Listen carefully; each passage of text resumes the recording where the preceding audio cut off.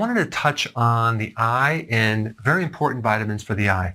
And not just vitamins, but a mineral and a phytonutrient. The first thing you need to understand is that a lot of these problems with the eye, whether it's macular degeneration or retinopathies or cataracts or glaucoma, they usually stem or get triggered from oxidation, high levels of oxidation, usually from too much blood sugar, okay? That's why in diabetics you see so many problems with the eye, or high levels of insulin.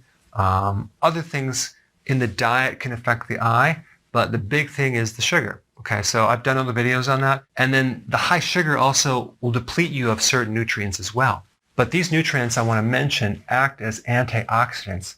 So if you have enough of these nutrients in your body, it will reduce the complications from diabetes or high sugar or whatever you have. They basically have protective properties, okay?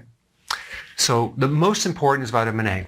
Without vitamin A, you're going to have a lot of eye problems. Vitamin A helps you see in the dark, and it can reduce night blindness and prevent it, basically, in people that can't see when they're driving at night. Without vitamin A, your tear ducts and your mucous membranes around the eye dry right up, so you get dry eye. There's so many people like carrying around this little solution to help lubricate the eye when they need vitamin A.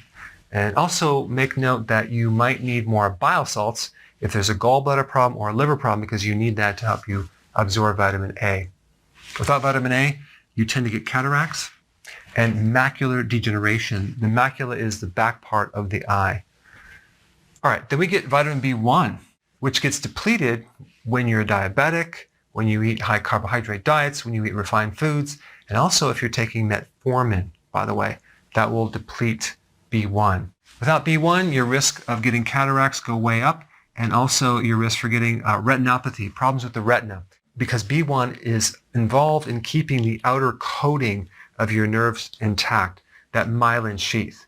So if you have any type of peripheral neuropathy problems because you're a diabetic, you want to take B1, but you want to take it in a fat-soluble form, as in benfotiamine, okay?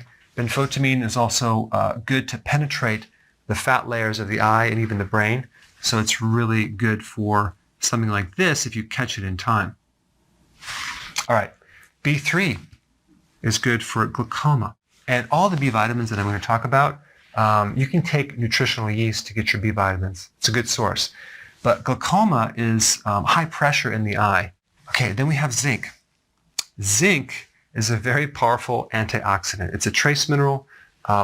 Over 2 billion people on this planet are deficient in zinc. It's a very common deficiency also in agriculture as well. So it's one of the most common. But zinc allows vitamin A to work, okay, to do its job. Without zinc, vitamin A has a hard time creating its functions. All right, another point is that your eye is loaded with zinc, okay, because zinc acts as a cofactor or a helper in all these different enzymes, over 1,000 different enzymes dealing with proteins. Without zinc, you get an increased risk of getting a cataract and macular degeneration. Other than that, you're perfectly fine. Okay, then we get carotenoids, which is not a vitamin, it's a phytonutrient. It's an additional thing in plants and other foods that give you health benefits, like lutein, zeaxanthin. You may have heard about eating tomatoes, for example, it's high in lutein, or kale, or any type of leafy greens, because these carotenoids actually help prevent macular degeneration, and a lot of other things. Okay, vitamin D actually can help reduce the risk for cataracts. It's a fat-soluble vitamin. This is a fat-soluble vitamin.